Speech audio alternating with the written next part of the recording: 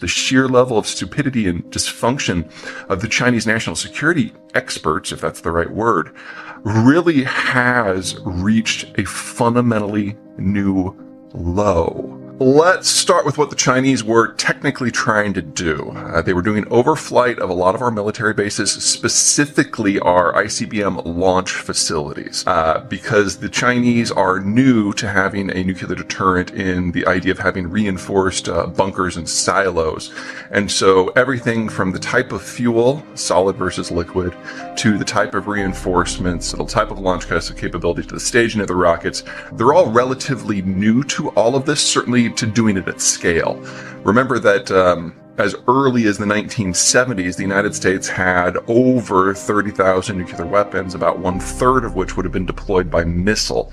Now, with arms control treaties and the post-Cold War environment, we have slimmed that down to just a few hundred. But the United States has a deep bench of experience in building and maintaining these things, and the Chinese simply don't. Until very recently, their entire deterrent was just about 100 or so missiles, and they're trying to beef it up, part of the general effort to get into great power competition, and they have a very long way to go. So any little peak that they can get would be great from their point of view. Obviously, from the American point of view, we have a slightly different view of that. Now, when it first came out, like a lot of people, I didn't really know what was going on. And so my first thought was like, why would the Chinese, balloons are big, they're slow moving, you can't maneuver them very well, they're obvious. And so I was like, I haven't thought very much of the leadership of Xi Jinping of late. They're making mistakes in energy and agriculture, finance and economic development and trade and manufacturing. You name it. We're seeing catastrophic failures across the Chinese system in decision making because Xi has basically gotten rid of anyone who might tell him no or might tell him yes, but. He's surrounded himself with yes men. And so we're just seeing a general breakdown of the bureaucracy and the decision making apparatus. But even with that in mind, I was like, Xi isn't stupid.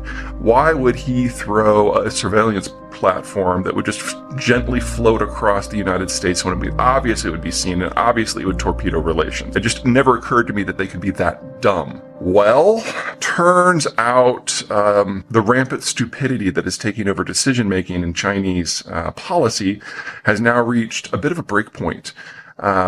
We now know from the responses to the crisis that the Chinese have lost the ability to coordinate within their own system. So normally, if you're going to do something that's a little provocative, you're going to coordinate with your diplomatic personnel and your executives in order that nothing else that you're working on gets ruined. But the day that the balloon floated into northern Idaho, Blinken was supposed to be on a plane going to China and he had to cancel. And then over the course of the next week, the Americans were reaching out to the Chinese, and the Chinese refused to take the call because they didn't know what to say because they couldn't get direction.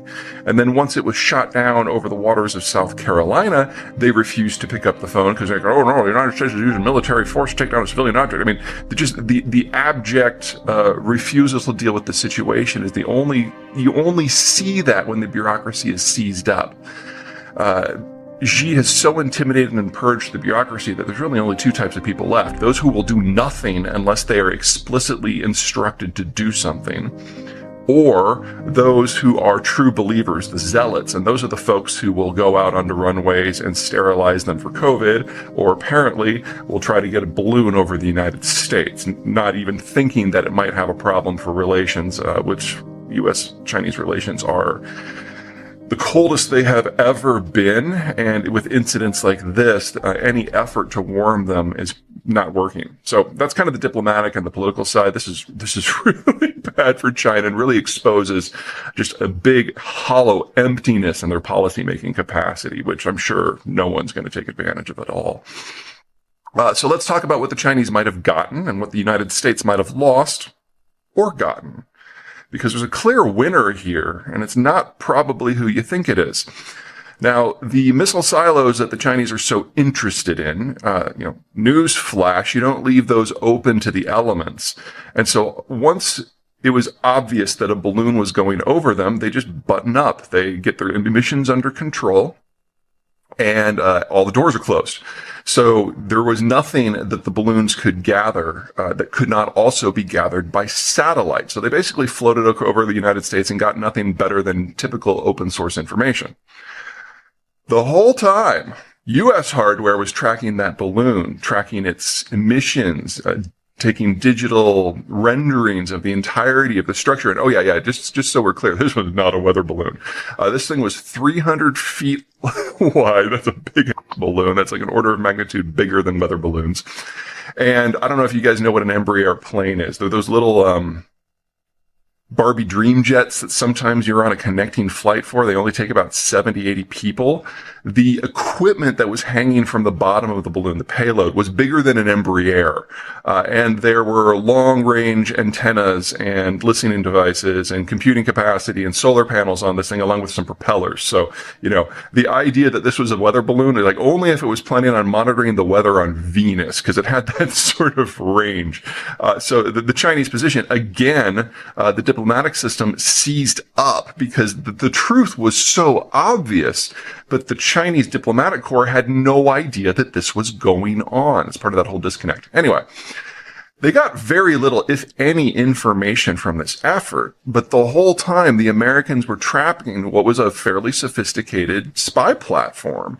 And then when we shot it down over South Carolina, we started fishing for the parts. Now, I, like a lot of people, apparently like President Biden, my first instinct was to shoot it down the second it crossed the border.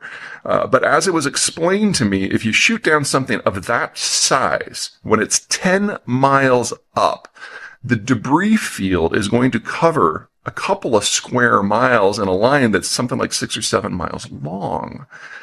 Whew. Nobody wants 200 pounds of Chinese spyware falling through the roof. You people probably would have died even over like the vast empties of Montana. So they waited for it to be over water. Also, they did detect it when it was over Alaska, but if they had shot it down over Alaskan waters, some of those waters are 3 miles deep and they wanted to recover it. So the waters over or off the shelf of South Carolina are 30 to 60 feet deep, something you can just do as a commercial dive. So pieces that are being recovered, and we're getting a better look at spy equipment out of China and their capabilities and their emissions and how they handle information and what they're looking for as a result of this incident than normally you would have gotten after a 1 or 2 year probing effort with using more traditional methods. So it's kind of like the Chinese flew a canary into our cage and we just quietly locked the door behind it. And this is turning into the intelligence bonanza of the decade. So that's what happened after a couple of weeks of me poking into this. It's a really intriguing story, but the bottom line is just the sheer level of stupidity and dysfunction of the Chinese national security experts, if that's the right word, really has reached a fundamentally new low.